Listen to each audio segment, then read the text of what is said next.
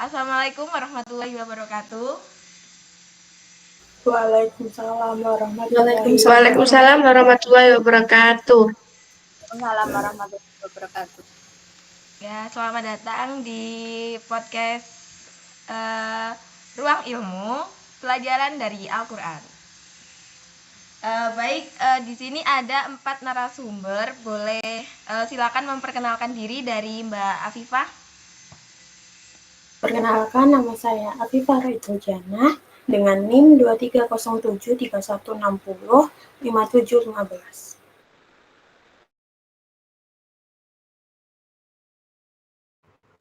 Assalamualaikum warahmatullahi wabarakatuh. Perkenalkan, nama saya Miftahul Hidayat. 230731601253. Silakan Mbak Binar. Assalamualaikum warahmatullahi wabarakatuh. Perkenalkan, nama saya Binar Saharin Lintang Puantoro dengan NIM 230731604025. Dan terakhir Mbak Susan, boleh perkenalan? Assalamualaikum warahmatullahi wabarakatuh. Perkenalkan, nama saya Dwi Susanti Ramadhani dengan NIM 230731602151.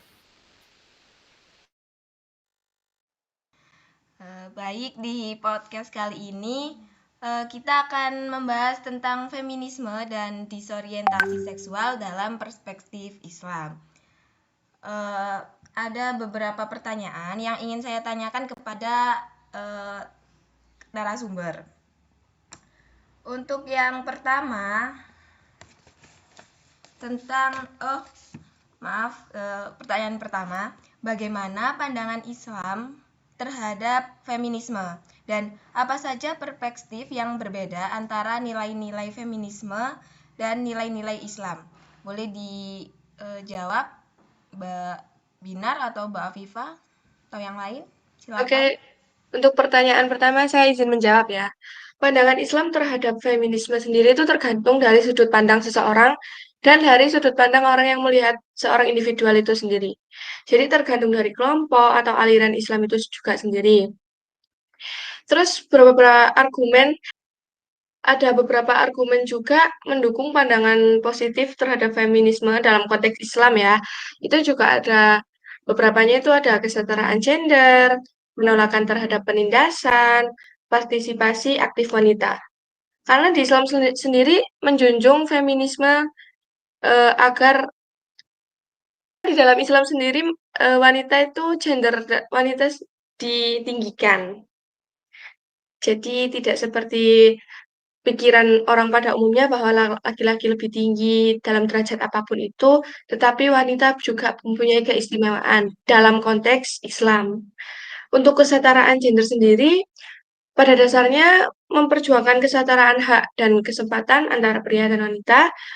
Banyak orang Islam percaya bahwa prinsip kesetaraan ini sesuai dengan nilai-nilai kemanusiaan yang diajarkan dalam Islam. Disebutkan dalam Al-Quran maupun hadis. Untuk penolakan terhadap penindasan. Kayak pada umumnya aja lah, wanita juga sering menjadi korban pelecehan. Nggak menutup kemungkinan bahwa lelaki juga tidak mengalami, tapi kebanyakan umumnya kasus perempuan yang menjadi korban tindak pelecehan. Ada hal lain pun dalam penindasan seperti termasuk dalam politik, ekonomi, dan sosial. Itu juga banyak bahwa para lelaki beberapa, nggak semua sih, itu memandang wanita itu rendah. Nah, namun juga ada kritik terhadap feminisme dari sudut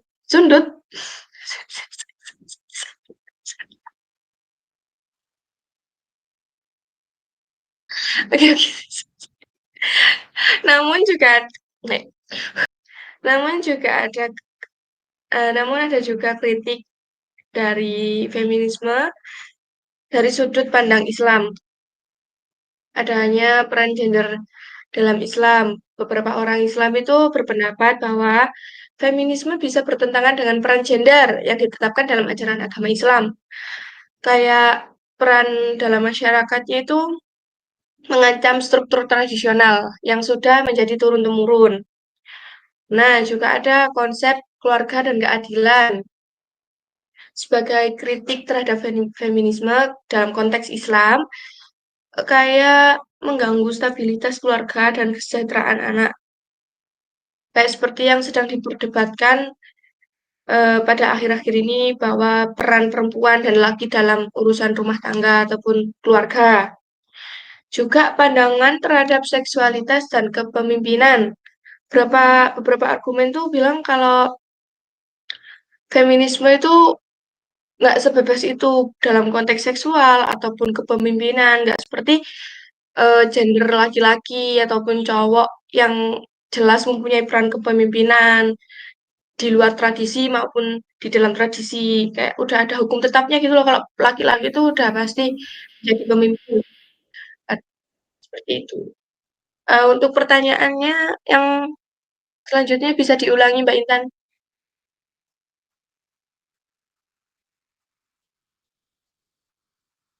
Apa? Pertanyaan selanjutnya atau pertanyaan yang nomor 1 tadi? Yang nomor 1 tadi loh. Oke. Bagaimana pandangan Islam terhadap feminisme? Dan apa saja perspektif yang berbeda antara nilai-nilai feminisme dan nilai-nilai Islam? Apa saja perspektif yang berbeda antara nilai-nilai feminisme dan nilai-nilai Islam? Terdapat beberapa perbedaan ya antara nilai-nilai feminisme dan nilai-nilai Islam yang bisa menyebabkan perbedaan pandangan. Tapi seperti di awal tadi, tergantung sudut pandang dan ini pun lebih ke individual siapa yang kita lihat ya teman-teman. Ada ini perbedaannya, ada pemahaman terhadap seksualitas. Feminisme sering memperjuangkan pembebasan seksual terhadap isu-isu seperti kontrol kelahiran, hak reproduksi, dan kebebasan seksual individu. Tapi dalam Islam terdapat batasan dan pedoman yang ketat terhadap dengan seksualitas, dengan penetapan pernikahan, kesucian.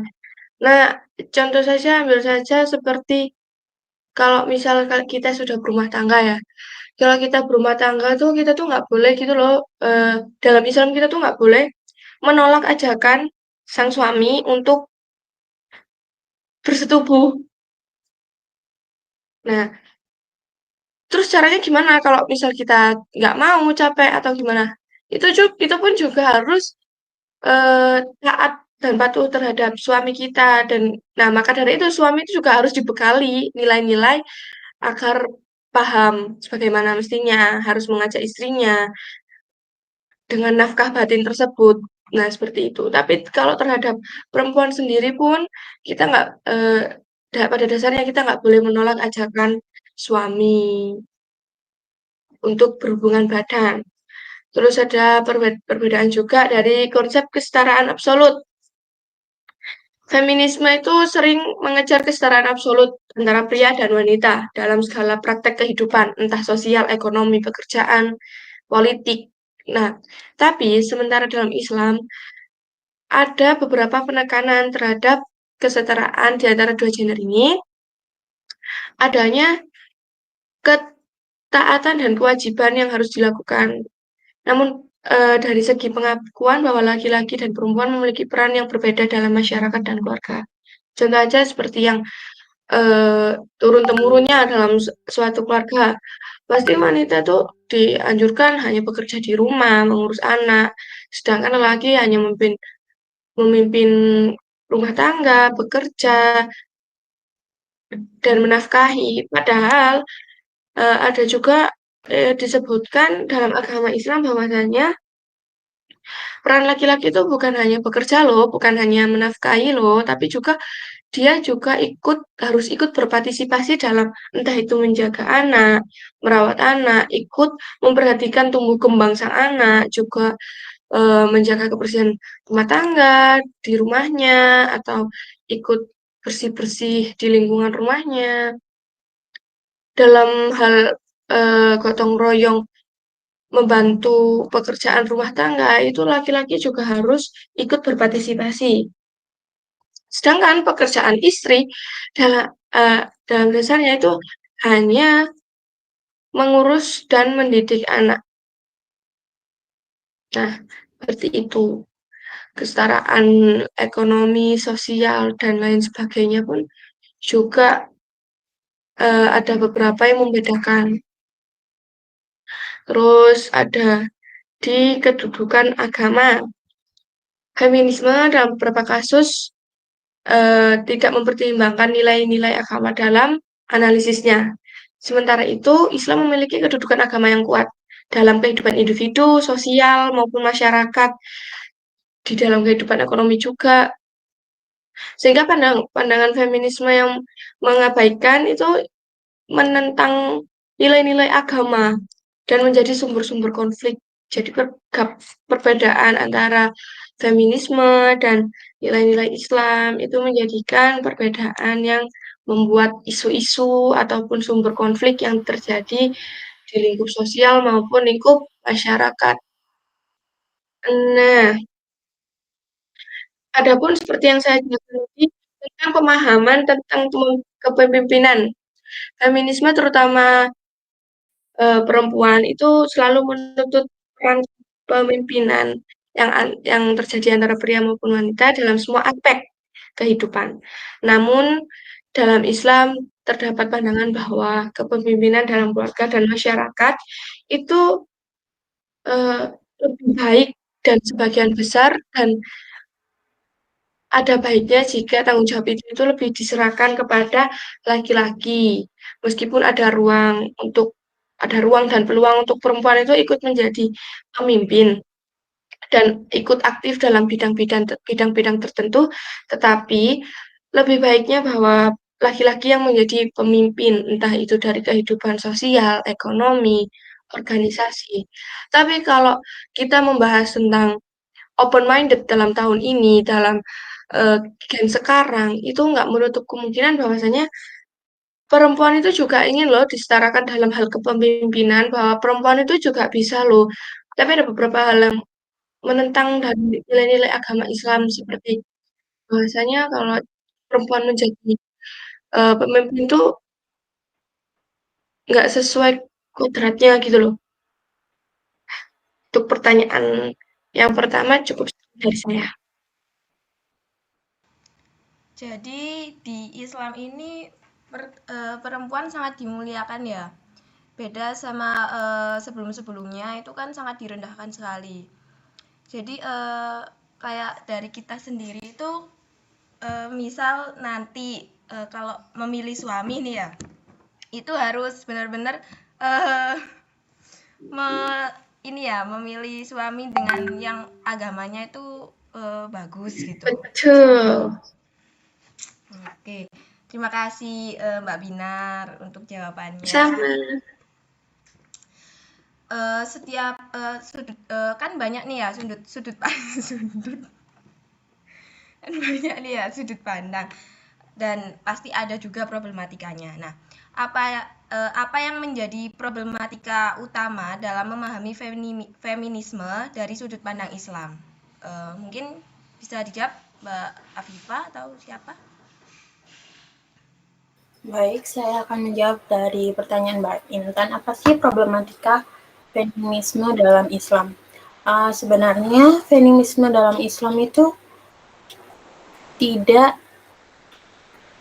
ada istilah tersebut, namun dikarenakan terdapat sebuah penindasan kepada perempuan, maka feminisme ini menjadi sangat hangat diperbincangkan.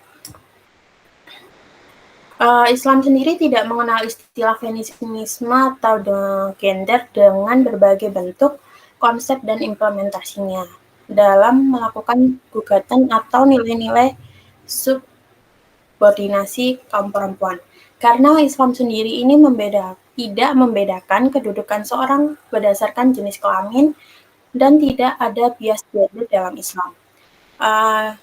Dalam Islam dijelaskan dalam beberapa surat seperti surat Al-Hujurat ayat 13 yaitu kemanusiaan perempuan dan kesejajarannya dengan Islam, serta di surat Al-A'raf ayat 189 tentang perempuan dan laki-laki diciptakan dari unsur tanah yang sama dan jiwa yang satu. Selanjutnya, Islam tidak membedakan antara laki-laki dan wanita dalam tingkat takwa dan surga dan tidak dikhususkan untuk laki-laki, tetapi untuk laki-laki dan perempuan yang bertakwa dan beramal soleh. Islam mendudukkan wanita dan laki-laki pada tempatnya, jadi tidak ada problematika menurut Islam. Tetapi tidak dapat dibenarkan anggapan bahwa orientasi dalam Muslim Islam menempatkan wanita pada derajat yang rendah dan dianggap sebagai masyarakat kelas kedua. Dalam Islam sendiri, sesungguhnya wanita adalah wanita dimuliakan. Banyak sekali ayat Al-Quran atau hadis Nabi yang memuliakan dan mengangkat derajat wanita, baik dari ibu, anak, istri, ataupun anggota masyarakat sendiri.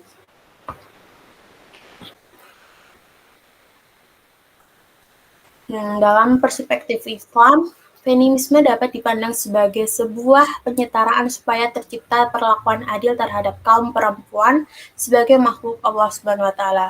Bahkan, para cendekiawan Muslim dan ulama menganggap feminisme tidak menjadi masalah dalam Islam karena prinsipnya memiliki hubungan dengan teori Islam, yaitu disebutkan dalam menjelaskan bahwa terutama teologi penyetaraan laki-laki dan perempuan guna mewujudkan keadilan.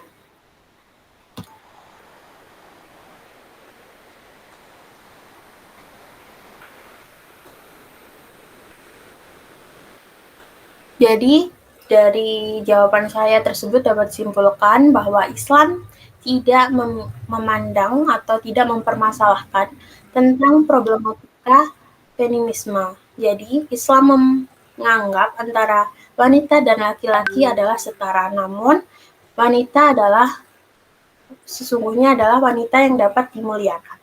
Sekian dari jawaban saya, Mbak Intan. Wah, berarti Islam ini sangat memuliakan sekali perempuan ya? Iya. Baik, saya lanjutkan. Bagaimana Islam itu memperlakukan isu-isu seperti kesetaraan gender, terus hak wanita, dan juga peran gender dalam masyarakat? Baik, izin menjawab dari pertanyaan tersebut. Jadi perlu dicatat bahwa pandangan dan praktik Islam itu bervariasi di dunia, dan ada berbagai aliran dan tradisi dalam Islam yang dapat memiliki sudut pandang yang berbeda-beda. Jadi ada beberapa hal yang dapat menjadi landasan dalam pemahaman Islam terhadap isu-isu gender, yaitu yang pertama, kesetaraan gender.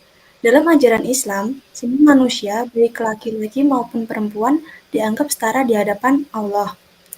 Ayat dalam Al-Quran dan hadis menekankan bahwa orang-orang akan dihakimi berdasarkan amal perbuatan dan keimanan mereka, bukan berdasarkan jenis kelamin. Yang kedua yaitu hak-hak wanita. Islam mengakui hak-hak wanita dalam berbagai aspek kehidupan, termasuk hak dan atas pendidikan, pekerjaan, warisan, dan kesejahteraan. Sebagai contoh dalam Islam yaitu wanita memiliki hak atas pendidikan dan pemilikan harta. Islam juga menegaskan perlunya perlakuan yang adil terhadap wanita dalam perkawinan dan dalam masyarakat secara umum. Yang selanjutnya yaitu kan tadi dikatakan peran gender di masyarakat. Dalam Islam terdapat peran-peran yang ditetapkan untuk laki-laki dan perempuan. Namun, hal ini tidak selalu berarti peran tersebut bersifat eksklusif. Jadi misalnya dalam banyak masyarakat Islam, laki-laki dianggap sebagai tulang punggung ekonomi keluarga, sementara perempuan seringkali dianggap sebagai pengurus rumah tangga. Namun, hal ini tidak berarti bahwa wanita tidak dapat bekerja di luar rumah, ataupun laki-laki tidak dapat membantu dalam pekerjaan rumah tangga. Jadi sebenarnya dapat saling membantu gitu loh. Jadi kesimpulannya meskipun ada aspek-aspek positif dalam pandangan Islam tentang gender, tetapi ada juga kritik dan tantangan yang harus dihadapi, terutama dalam praktik di beberapa negara dan masyarakat. Beberapa kritik meliputi ketidaksetaraan dalam hukum keluarga, pembatasan terhadap hak-hak wanita dan beberapa masyarakat, serta interpretasi tradisional yang membatasi peran dan keterlibatan wanita dalam masyarakat.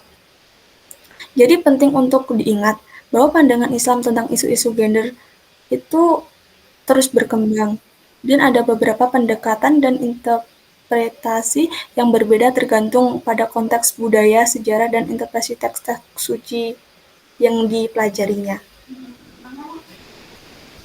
Masih.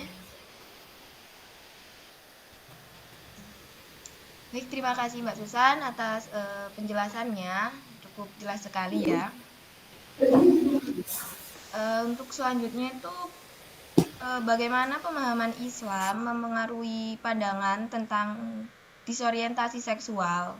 Nah, bagaimana juga cara mengatasi perbedaan pandangan antara agama dan gerakan LGBT. Silakan. Izin menjawab bagaimana pemahaman Islam memengaruhi pandangan tentang disorientasi seksual dan bagaimana cara mengatasi perbedaan pandangan antara agama dan gerakan LGBT-nya. Pemahaman Islam tentang disorientasi seksual umumnya tercermin pada pandangan agama terhadap hubungan seksual dan kehidupan seksual secara umum. Dalam konteks ini, Islam mengajarkan bahwa hubungan yang sah dan diizinkan antara suami dan istri dalam pernikahan menurut ajaran agama sah, dan hubungan seksual di luar pernikahan yang sah atau hubungan seksual yang bertentangan dengan Islam dianggap sebagai pelanggaran dan tidak diterima. Mengenai disorientasi seksual seperti homoseksualitas, Islam secara tradisional menolak praktek tersebut dan menganggapnya sebagai perbuatan yang bertentangan dengan ajaran agama. Hal ini didasarkan pada interpretasi teks-teks agama yang mengutuk perilaku homoseksual dan menegaskan pentingnya mematuhi hukum-hukum agama yang menetapkan batasan-batasan dalam kehidupan seksual. Namun, penting diingatkan bahwa pemahaman Islam tentang isu-isu seperti disorientasi seksual dapat bervariasi di antara individu dan komunitas Muslim. Beberapa masyarakat atau individu mungkin memiliki pendekatan yang lebih inklusif atau toleran terhadap isu-isu ini, sementara yang lain mungkin mengikuti pandangan yang lebih konservatif atau tradisional. Dalam mengatasi perbedaan pandangan antara agama dan gerakan LGBT, itu penting untuk membangun dialog dan pemahaman yang saling menghormati antara kedua belah pihak. Dan di dalam Al-Quran terdapat beberapa surat yang menyatakan larangan LGBT. Contohnya dalam surat ayat 165-166 dan surat Al-A'raf ayat 80. Dan berikut cara dapat membantu mengatasi perbedaan pandangan. Dalam pendekatan berbasis hak asasi manusia, memahami bahwa setiap individu memiliki hak asasi untuk dihormati dan diakui tanpa memandang orientasi seksualnya. Ini melibatkan penghormatan terhadap hak dan kebebasan individu, termasuk untuk hidup tanpa diskriminasi. Dan dalam pendidikan, yaitu membangun dialog terbuka dan jujur antara komunitas agama dan komunitas LGBT untuk saling memahami dan menghormati perspektif masing-masing. Pendidikan tentang isu-isu LGBT juga dapat membantu mengurangi dan berprasangka yang mungkin ada. Dengan pendekatan yang terbuka, dialogis, dan menghormati masyarakat, dapat berusaha untuk membangun pemahaman dan kerjasama yang lebih baik dalam mengatasi perbedaan pandangan antara agama dan LGBT. Jadi kesimpulannya, yaitu pemahaman Islam terhadap disorientasi seksual seringkali berakar pada ajaran-ajaran tentang moralitas seksual yang konservatif. Namun pendekatan yang lebih inklusif dan pemahaman tentang kompleksitas individu bisa membuka jalan untuk dialog yang lebih baik. Dan mengatasi perbedaan pandangan antara agama dan gerakan LGBT mungkin melibatkan dialog terbuka dengan penghormatan terhadap perbedaan dan upaya untuk menumpukan titik persamaan dalam nilai-nilai kemanusiaan, dasar kasih sayang, penghargaan, dan keadilan.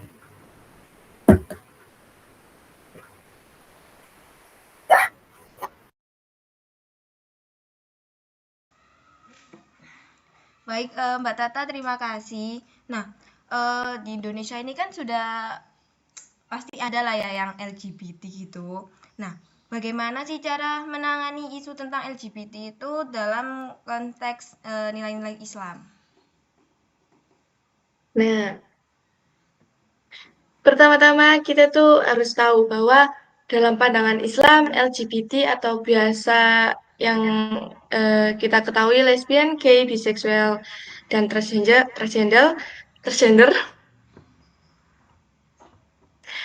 itu bervariasi di antar individu, dan dalam pandangan Islam sendiri LGBT itu hukumnya haram dan tidak boleh, teman-teman. Nah, maka dari itu kita dari masih belajar ini pun kita tuh harus mengatasi dengan cara dikasih pemahaman, dikasih kesadaran akan haramnya LGBT, akan buruknya LGBT. Kita nggak tahu apa yang akan menimpa kita di suatu saat nanti, entah akan mengalami kelainan atau bagaimana. Ya, naudzubillah min dzalik ya. Tapi dari sini kita akan mengetahui bahwa LGBT itu tidak diperbolehkan loh dalam Islam. Bahkan di Al-Quran pun sampai-sampai Allah sangat amat melaknat perilaku tidak terpuji tersebut. Karena dari awal pun sudah diketahui bahwa Allah Subhanahu wa taala menciptakan manusia berpasang-pasangan perempuan dan lelaki, bukan laki-laki dan laki-laki, perempuan dan perempuan. Nah, terus adanya dialog terbuka dan pengertian. Ada yang mengatakan bahwa beberapa kasus LGBT itu bukan karena mereka sekedar suka atau apa, tapi mereka mengalami kelainan di dalam tubuh mereka sendiri dan mereka nggak bisa mengontrol itu semua. Nggak bisa mengontrol diri sendiri bahwa itu kelainannya, sakitnya dia. Maka dari itu, kita juga ada pentingnya dialog terbuka dan pengertian. Kita tetap ngasih pengertian terhadap kaum LGBT ini, seseorang atau individual tertentu yang mengalami ini, dan mencoba untuk membuka dialog, mencoba untuk memahami mereka, dan akan kita kasih pemahaman yang dapat mereka ngerti bahwasannya LGBT itu kayak gini, LGBT itu dalam pandangan Islam itu kayak gitu, dan tidak boleh dilakukan atau kita rasakan, perlahan harus kita hilangkan dari sifat-sifat itu dengan pendekatan dan dapatnya kasih sayang, perhatian dari orang sekitar, juga pendekatan diri kepada Allah, dan masih banyak lagi cara-cara agar kita setidaknya tetap ingat bahwa di Islam itu LGBT sendiri tidak boleh dilakukan ataupun dirasakan, dan harus mendekatkan diri kepada Allah secara terus-menerus, entah dengan cara sering-sering bersolawat, mengaji, rajin sholat, atau sering-sering beristighfar, juga mengasih ruang aman terhadap pelaku ataupun yang mengalami LGBT tadi, agar mereka itu nggak takut kalau mereka itu merasakan ini loh, mereka itu merasakannya kayak gini, dan mereka tuh harus dikasih ruang aman agar mereka berani berbicara, speak up terhadap orang lain, juga didukung bahwa mereka tuh masih bisa kalau menjadi normal gitu. Bukan harus tambah disudutkan, malah didukung yang nggak apa-apa gitu juga nggak boleh. Ataupun malah dari keluarga mungkin ada anak jujur kepada orang tuanya, terus malah dari orang tuanya tuh malah mendapatkan kekerasan, tambah digepok-gepok, itu nggak boleh. Juga adanya mengatasi isu LGBT ini memerlukan pendekatan yang sensitif, komprehensif, dan berbasis nilai-nilai kasus yang lain, juga dibantu dengan nilai-nilai agama Islam yang jelas melarang LGBT tersebut. Cukup segitu dari saya. Ya, terima kasih Mbak Binar. Nah, dari penjelasan-penjelasan kita tadi dan pertanyaan-pertanyaan yang sudah saya berikan, apa ada solusi yang bisa disarankan dari sudut pandang Islam untuk memperjuangkan kesetaraan gender dan mengatasi masalah disorientasi seksual dalam masyarakat ini? Ya, Baik, silakan Ijaz. yang ingin menjawab. Iya, silakan Mbak Tata. Dalam Islam sebagai agama menyediakan kerangka etika dan nilai-nilai yang dapat digunakan untuk memperjuangkan kesetaraan gender dan mengatasi masalah seksual dalam masyarakat. Ada beberapa solusi yang dapat disarankan dari sudut pandang Islam. Dalam konteks pendidikan dan kesadaran, Islam mendorong pendidikan dan kesadaran tentang hak-hak dan tanggung jawab gender. Ini termasuk mendidik masyarakat tentang pentingnya menghormati dan memperlakukan setiap individu dengan adil dan tanpa memandang jenis kelamin atau orientasi seksualnya. Dan dalam konteks keadilan dan kesetaraan, Islam menekankan prinsip-prinsip keadilan dan kesetaraan di hadapan hukum. Ini berarti bahwa baik laki-laki maupun perempuan memiliki hak yang sama untuk mendapatkan perlakuan yang adil dalam segala hal, termasuk di bidang pendidikan, pekerjaan, dan kehidupan sosial. Dan dalam konteks perlindungan terhadap hak perempuan, Islam memberikan perlindungan khusus terhadap hak perempuan, termasuk hak dari perlindungan pelecehan ataupun kekerasan. Dan dengan menerapkan nilai-nilai Islam yang mencakup kesetaraan, keadilan, dan kesetaraan, serta melalui pendidikan, kesadaran, dan pembentukan komunitas yang inklusif, masyarakat dapat bekerja sama untuk memperjuangkan kesetaraan gender dan mengatasi masalah disorientasi seksual dengan cara yang sesuai dengan ajaran Islam. Itu menurut saya, Tan.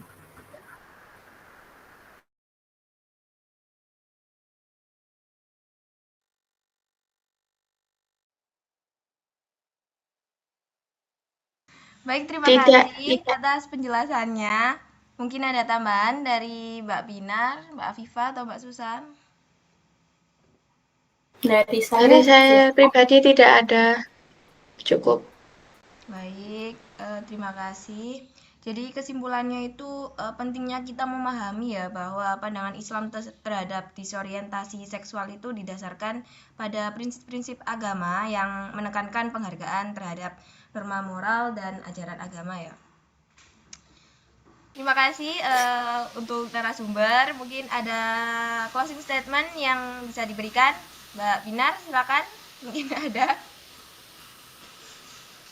Jadilah pemuda atau pemudi Islam yang taat kepada aturan Allah Subhanahu wa Ta'ala.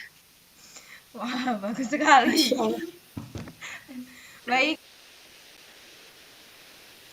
Baik, sampai di sini podcastnya. Terima kasih untuk semua narasumber sudah meluangkan waktunya dan bisa melanjutkan aktivitasnya, mungkin tidur, Mbak Binar. Dan terima kasih juga. Saya Intan Permatasari sebagai host izin pamit undur diri dan izin saya matikan Zoom-nya. Baik, terima kasih. Saya tutup. Wassalamualaikum warahmatullahi wabarakatuh. Waalaikumsalam warahmatullahi wabarakatuh. Terima kasih juga. Terima kasih. Ya, dadah, Susan, dadah. Bye.